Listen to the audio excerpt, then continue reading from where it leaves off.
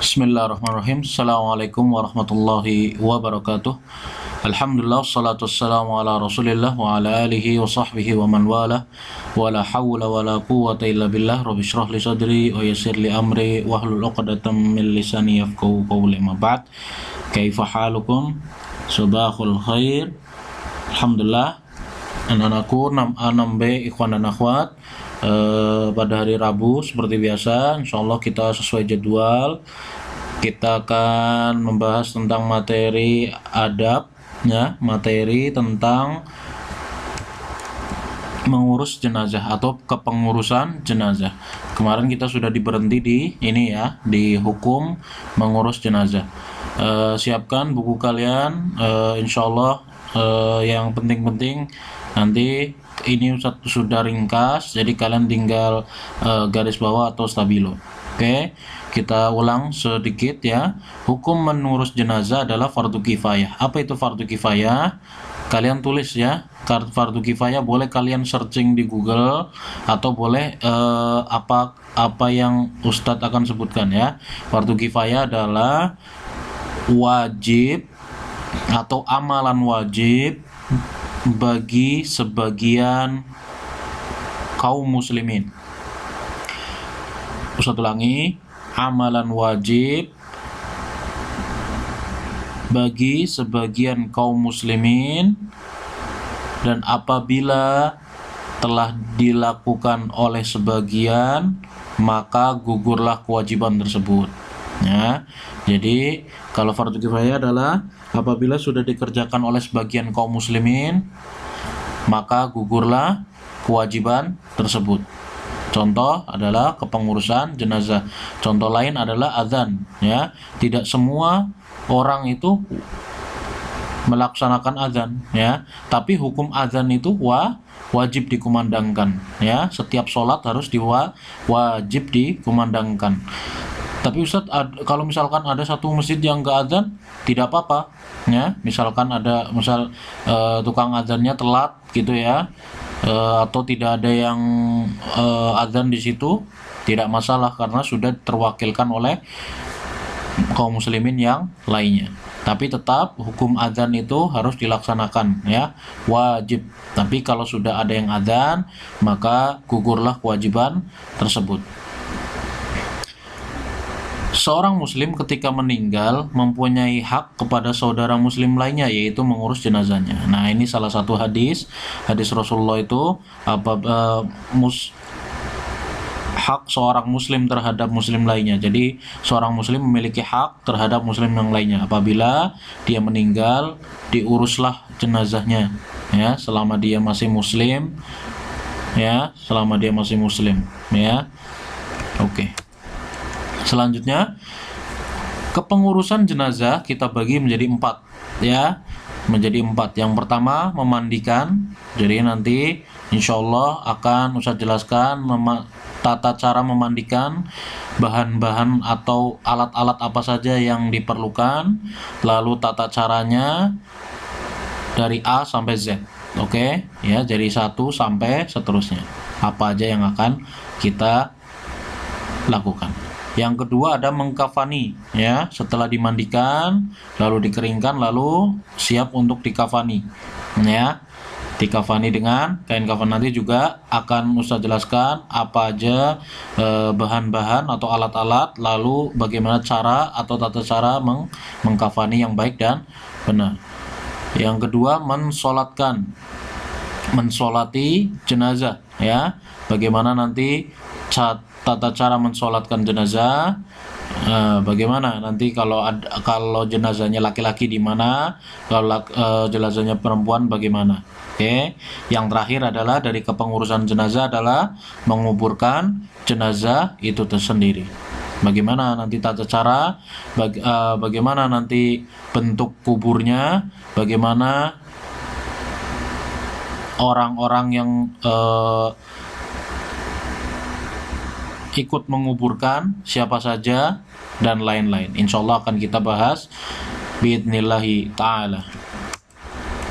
Kita masuk ke yang pertama ya. Yang pertama dalam kepengurusan jenazah adalah memandikan.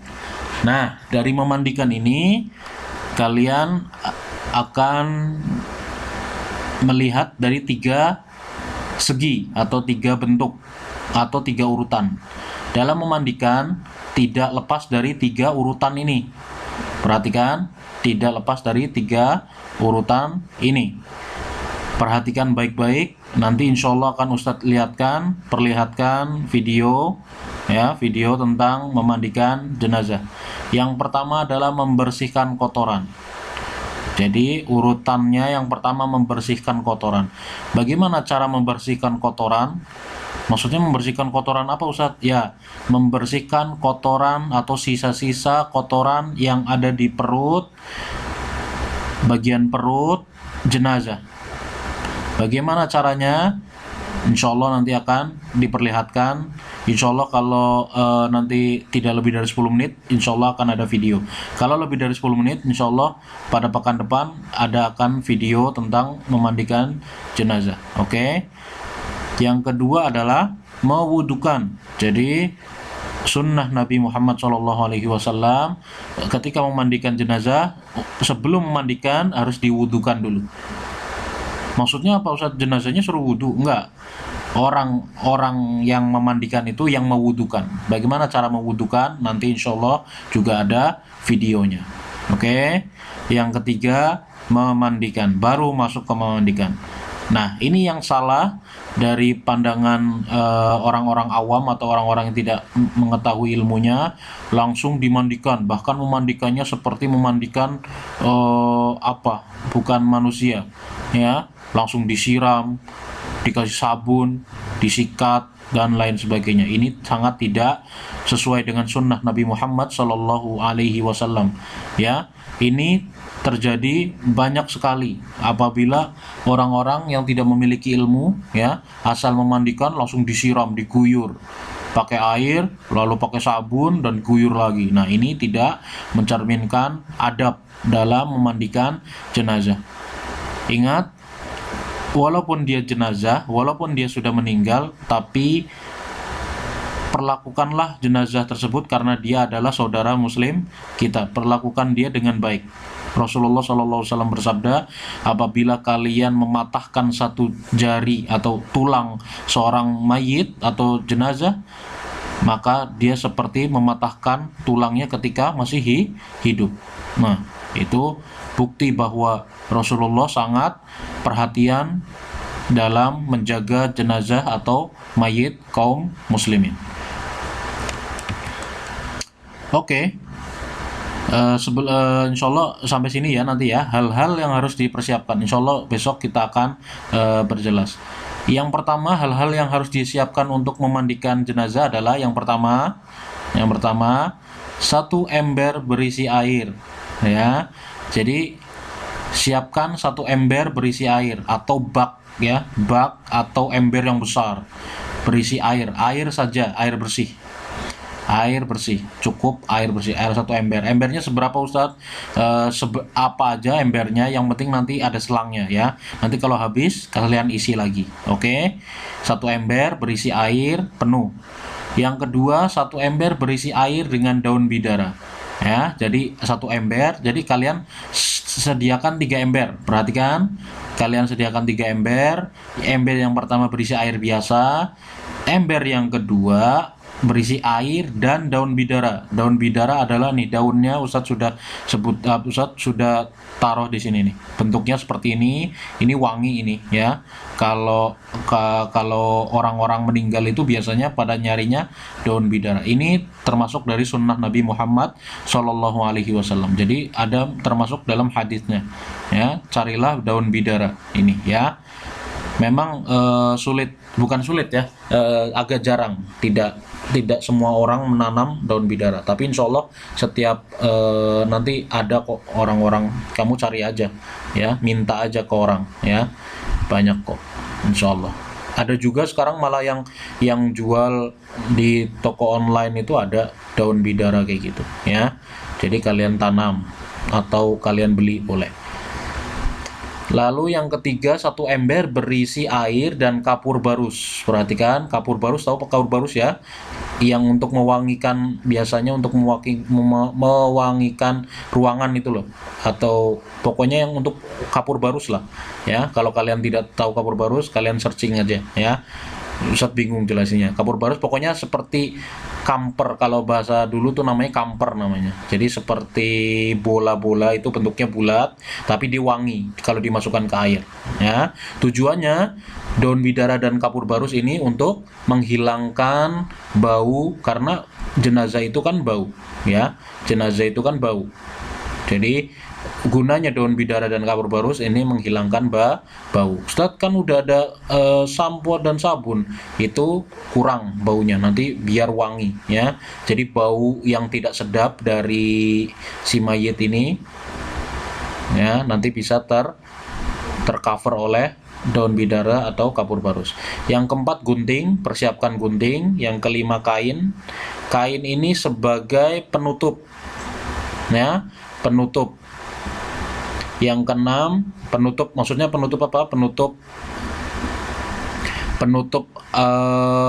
astagfirullahaladzim, penutup aurat maksudnya. Maaf Ustaz sampai bingung. Penutup aurat ya. Kalau perempuan ya ditutup auratnya. Kalau laki-laki juga ditutup auratnya. Tidak boleh dibuka sembarangan ya. Walaupun yang memandikan itu anaknya atau kerabatnya, itu tetap harus tidak boleh terlihat. Oke ya. Yang keenam, sarung tangan.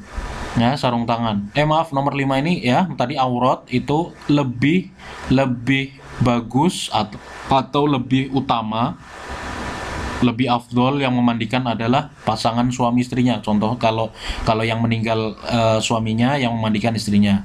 Kalau istrinya meninggal, yang memandikan suaminya. Seperti itu ya. Itu lebih afdol. Nomor 6, sarung tangan ya. Nomor 7, wangi-wangian, parfum. Kalian beli aja parfum ya. Wangi-wangian. Yang ketujuh, sampo dan sabun. Oke, saya cukupkan sekian. Insyaallah pekan depan kita akan lihat bagaimana tata cara memandikan jenazah ya, insyaallah biidznillah taala. Oke. Subhanakallahumma bihamdika asyhadu an la ilaha illa anta astaghfiruka wa atubu ilaik. Jangan lupa tulis nama di kolom komentar itu sebagai absen kalian. Assalamualaikum warahmatullahi wabarakatuh.